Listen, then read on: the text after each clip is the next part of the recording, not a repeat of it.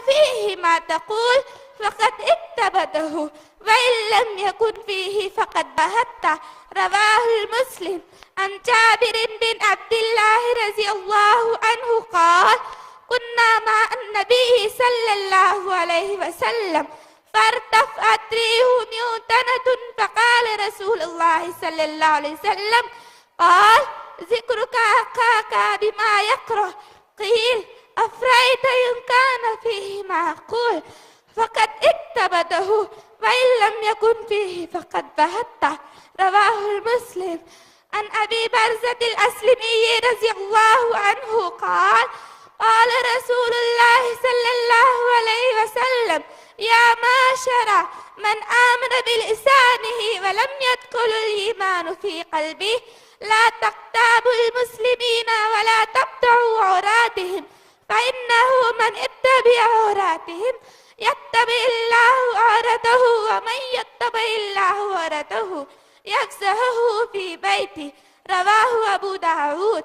النميمة لغة واصطلاحا: النميمة اسم من نم الحديث ينمه نما، تدل مادته على أصل الصحيح له معنيان: أحدهما إظهار شيء وبرازه، والآخر لون من الألوان. اصطلاحا هي نقل كلام الناس بعضهم إلى بعض على جهة الإفساد، وقيل إفشاء السر، وهتك الستر عما يكره كشفه، سواء كرهه المنقول عنه المنقول إليه أو الثالث، سواء كان الكشف بالعبارة أو بالإشارة أو بغيرهما. أطير الله أن يجنبنا من الغيبة ومن النميمة وقيم عواقبهما، والله التوفيق. آمين ثم آمين. تقبل يا رب العالمين. अस्सलामु अलैकुम वरहमतुल्लाहि वबरकातुहू।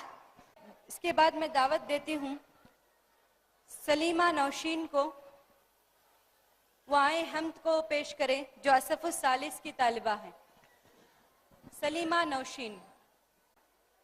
अस्सलामु अलैकुम वरहमतुल्लाहि वबरकातुहू। मेरी जिंदगी का हासिल, मेरी ज़िस्त का सहारा, तेरी बंदगी में जीना, तेरी बंदगी में मरना। मुझे कुछ खबर नहीं थी तेरी याद क्या है यार, तेरी बंदगी से सीखा तेरे संग दर पे मरना।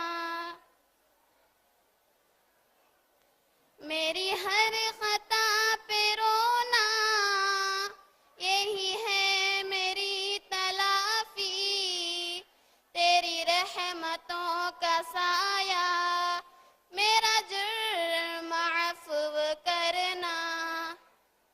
मेरी जिंदगी का हासिल ये तेरी इनायतें हैं, ये तेरी मदद है यार, मेरा जानो दिल का तुझको हर लम्हा याद करना। मेरी जिंदगी का हासिल ये तेरी इनायतें हैं, ये तेरी मदद है यार, मेरी जानो दिल का तुझको हर लम्हा याद करना। मेरी जिंदगी का हासिल, मेरी ज़िस्त का सहारा, तेरी बंदगी में जीना, तेरी बंदगी में मरना। इसके बाद मैं दावत देती हूँ अपने जामिया के तालिबात को, वो आए अरबी ग्रुप नज़म है उनका, वो पेश करें। ला तंसा अबदन जिक्र अल्लाह, वहाँ अपनी नज़म को पेश करें। ला तंसा अबदन ذكر الله